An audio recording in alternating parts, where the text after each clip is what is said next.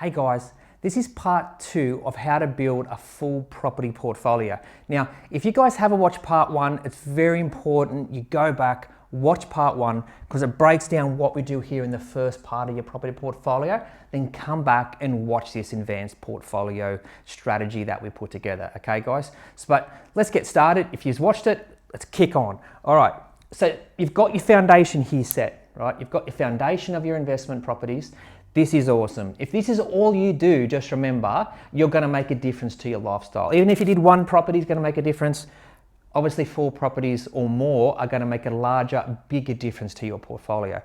So this is what we do for advanced. Now, when you're looking at advanced, I'm looking at, okay, really getting stuck into replacing cash flow. All right. So, but what you've got to remember, everyone has super. Okay. You've got superannuation up here at 67 years old. You can then start drawing pensions, etc., to either yourself or to yourself and your partner. But you can't do that until you're 67. And some people say, Wayne, I don't want to wait till I'm 67. So this is what I personally do. This is what we do for a lot of our clients who have been with us a substantial amount of time. Now that can be, we can start this, but basically when you're in the financial position to do it, you don't have to be an investor for 10 years. You can be an investor for 2 years if you wanted. But at the end of the day, this is what you've got to do. So what we do is we set up, and this is realistically, this is pretty much what I'm doing as well, is we set up what we call a private investment company or trust. Now, the reason why I said company or trust purely is because you need your accountant on side. So if your accountant prefers you to use a trust, we use a trust. If your accountant prefers you to use a company, we use a company. Because just remember, I'm here to fit the properties. I'm not here to give you accounting advice. So what we do there is inside this private company or trust, we then start to buy properties in the trust rather than these properties which are more predominantly purchased in your personal names. With the private investment company or trust, you go through and there's different sort of properties you buy, right? So you might come out here, still buy your dual key style property, still buy your house and land style property. But normally you start to get a little bit more adventurous in this private investment company or trust. So other things you can buy within that company or trust is you can buy things like a HMO. Now, for those of you who don't know what a HMO is, it's a house of multiple occupants.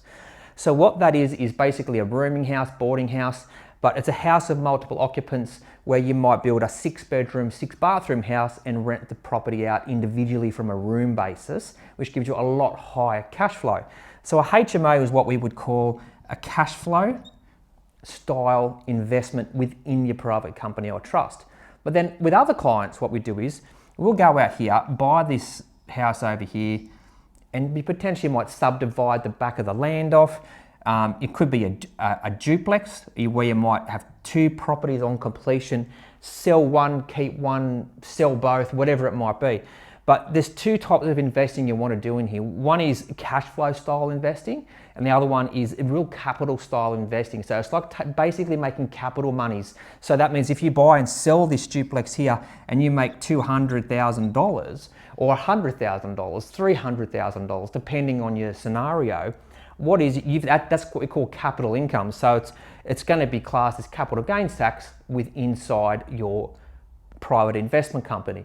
Now, the reason why we do all this in here, or the reason why I do all this in here, is to control my tax liability. So I know if I build this duplex, for example, and sell it under 12 months in my personal name, the capital gains tax is going to be horrendous.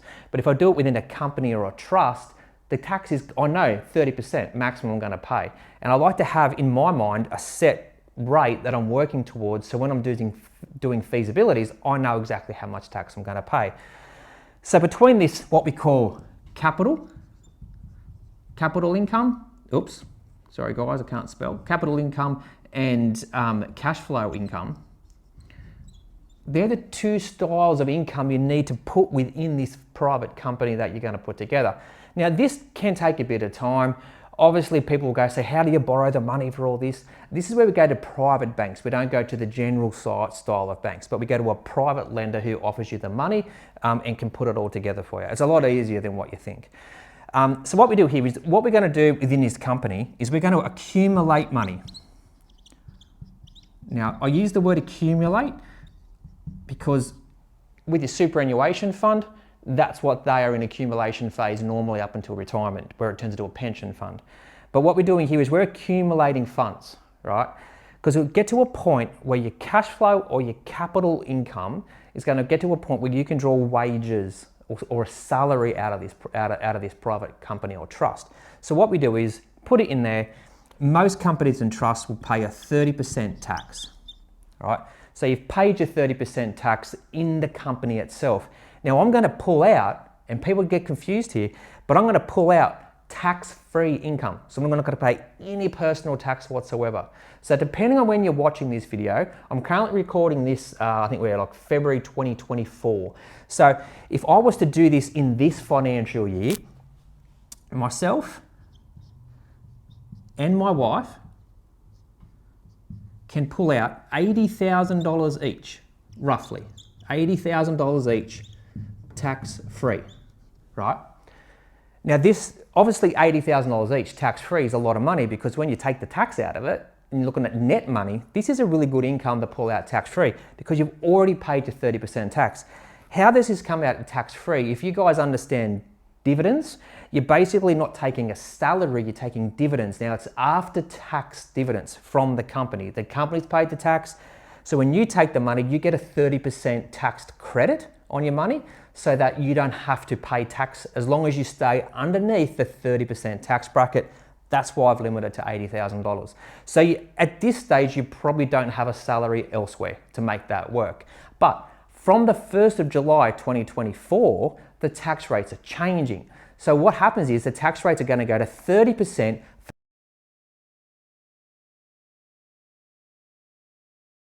Really look ahead to see when I'm doing my tax planning within my portfolio. So all going well, next financial year, which everyone loves money, but 200 grand each is a lot of money. You don't have to earn that much money to enjoy life. But you could earn $200,000 each, personal tax free, pulled out as dividends from this company. Obviously, you need to earn the money in there to pull this much out. And for the average Australian, this is not the traditional style of income that you're probably on either. You might be lucky and yes, you're on this income or more, but you'd be in the top percentages of the average Australian. The average Australian we see, they might earn $100,000 to $200,000 before tax income in the household. So having to pull out 200 grand each, it could be, some people would be sitting there saying this is ridiculous, but that is what you can get to. So you might want to say, Wayne, all we want is $100,000 each out of this portfolio. So what we've got to do is you've got to build this portfolio up enough to create that income coming out. And a lot of people say, how do you do that? It's basically, as your portfolio builds, we release properties, the equity. So sometimes we might move mortgages around because the mortgage itself doesn't have to be on the property that the mortgage is for. That mortgage, the purpose of that mortgage is for this property, but you can secure it against this property. So you've got to move securities around, free up equity, sometimes selling one or two of these, putting the cash into the company as well to get started. That's other ways of doing it. But at the end of the day, this is what we call an advanced portfolio. So it goes from being a mum and dad style investment or just traditional style investing to taking it to another level. Now, this may not be for you. This may be all you're wanting to do. But at the end of the day, my job as a buyer's agent and property planner is to open the knowledge of everybody so that you can make decisions that best suit your own personal circumstances. Now, if no one shows you this, it might not be for you, but if no one shows you how to put all this together, you're never going to know. So what I want to do is to show everyone who's investing in Australia or interested in investing in property in Australia, this is what I want you to show you what you're capable of doing, depending, of course, where your risk profile lands you. And of course, like we normally say, you have to be comfortable with your choices. So guys, this is the second part of that video on how to build a big portfolio, but this is obviously part one, and this is part two From the timing perspective, it's really up to you and your own personal circumstances. But at the end of the day, this is what I do personally as well to pull out tax-free income out of the company. Guys, thanks again for watching. That's the second part of these two-part videos. And yeah, have any questions, feel free to reach out to us, Facebook, phone, whatever you want to do. Thanks guys, have a good one.